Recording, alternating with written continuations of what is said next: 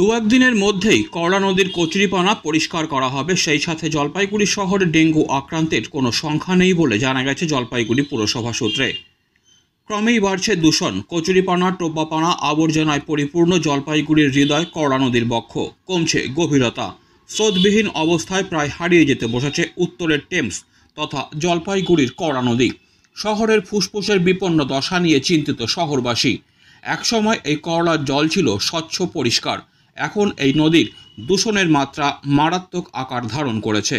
নদী এখন পরিপূর্ণ কচুরিপানা, আবর্জনা সহ অন্যান্য নোংরায়।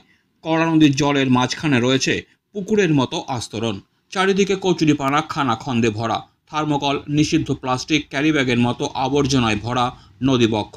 স্রোত হারানো নদীতে বেড়েছে শ্যাওলার সংসার, হারাচ্ছে নদীর নাব্যতাও। বলাই বাহুল্য, শহরের নিকাশি নালা পথে বয়ে আসা গরলের ছোঁয়ায় সুন্দরী করলা এখন ধুঁকছে। নদীবক্ষ পরিষ্কার রাখতে বা নাব্যতা ফিরিয়ে আনতে এর আগেও জেলা প্রশাসনের তরফে আলোচনা হয়েছিল, কিন্তু কাজের কাজ কিছুই হয়নি।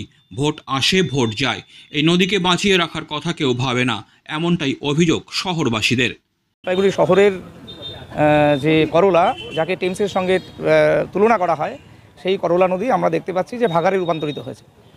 পৌরসভা বারবার মানুষের কাছে বিভিন্ন সময় তারা প্রতিশ্রুতি দিয়েছে যে করলা নদীর সংস্কার হবে, করলা নদীর নাব্যতা বৃদ্ধি পাবে, অথচ তাদের চোখের সামনে, ঠিক আছে, একটা মানে পরিকল্পনার অভাবে এবং সদিচ্ছার অভাবে আজকে জলপাইগুড়ি শহরের যে পরিবেশ, সেই পরিবেশকে দূষিত করছে আজকে করলা। যে করলা নিয়ে আমাদের অনেক পরিকল্পনা হয়তো করতে পারতো, ঠিক আছে, সরকার বা পৌরসভা, তারা কিচ্ছু করেনি, শুধু অন্ধের মতো বসে আছে।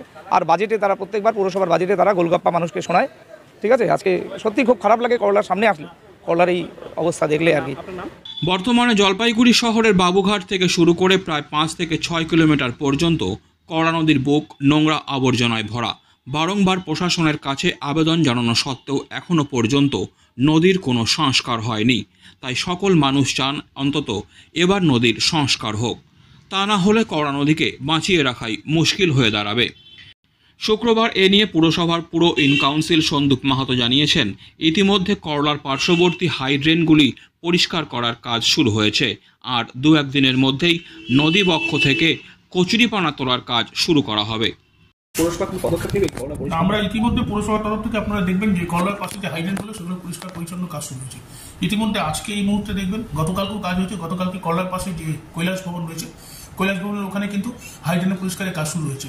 আজকে রবীন্দ্রনাথের সামনে হাইড্রেনগুলো পরিষ্কার করছি। এর পরবর্তীতে আমরা যেটা করলার কচুরিপানা রয়েছে, সেগুলো আমরা আগামীকাল পরশু থেকে কাজ করছি। পাশাপাশি জলপাইগুড়ি শহরে ডেঙ্গু আক্রান্তের কোনো সংখ্যা এখনও পর্যন্ত নেই বলে জানালেন পুরসভার পুরো ইন কাউন্সিল সন্দীপ মাহাতো।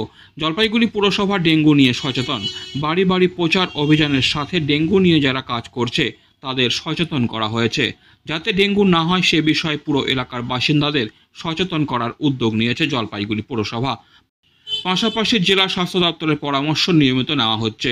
জলপাইগুড়িতে আপাতত কোনো ডেঙ্গু আক্রান্তের মানুষের সংখ্যা জানা নেই বলে জলপাইগুড়ি পুরসভার পুরো ইন কাউন্সিল সন্দীপ মাহাতো জানিয়েছেন। তিনি বলেন, ডেঙ্গু নিয়ে আমরা সচেতন, ডেঙ্গুর প্রচার অভিযান চালানো হচ্ছে রোজই। ডেঙ্গু নিয়ে জেলা প্রশাসনের সঙ্গে গত 2 দিন আগে জেলা পরিষদে আলোচনা হয়েছে এবং ওখানে যে সিদ্ধান্ত গ্রহণ করা হয়েছে ডেঙ্গু নিয়ে সচেতন করার ব্যাপারে, এবং আমাদের কিছু পুরসভার কর্মচারীদের কিছু নির্দেশিকা দেওয়া হয়েছে পশ্চিমবঙ্গ সরকারের স্বাস্থ্য দপ্তর থেকে। সেই নির্দেশিকা অনুযায়ী আমরা কাজ শুরু করছি। জলপাইগুড়ি পৌরসভায় কতদিন আক্রান্ত এই মুহূর্তে? এই মুহূর্তে আমাদের কাছে জলপাইগুড়ি শহরের মধ্যে আক্রান্তের কোনো এখনো আক্রান্তের কোনো সংখ্যা নেই।